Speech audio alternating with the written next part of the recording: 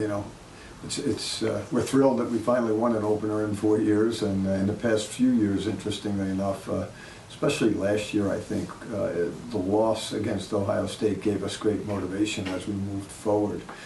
So you have a new mentality when you've won a game against a great opponent like Duke, who you know will be there at the end, is to start getting the guys to now try to understand that that's in the past, it was great, but we've got to move forward. It's just one win.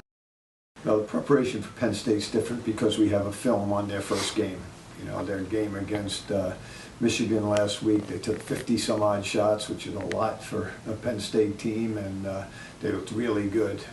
They have a lot of young players, so it was good to see them on film, and I'm sure they feel the same way seeing our game. So the Duke game was just a little bit in the dark. We didn't.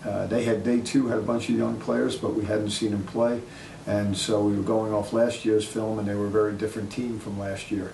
So it's a little bit of an advantage for both teams, but at least going in this week, we feel like we know our opponent a little bit better than we did last week.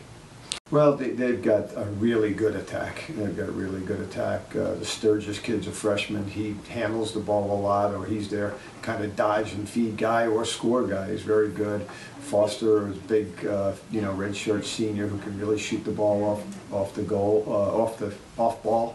TJ Sanders, the Canadian freshman, very much like a lot of the Canadians, plays inside on their attack and catches everything and throws it in the goal. So most of their points came from their attack last week. We know they have some good midfielders as well, and so it's going to be quite a challenge. But I think if we can stop their attack, then we have a chance.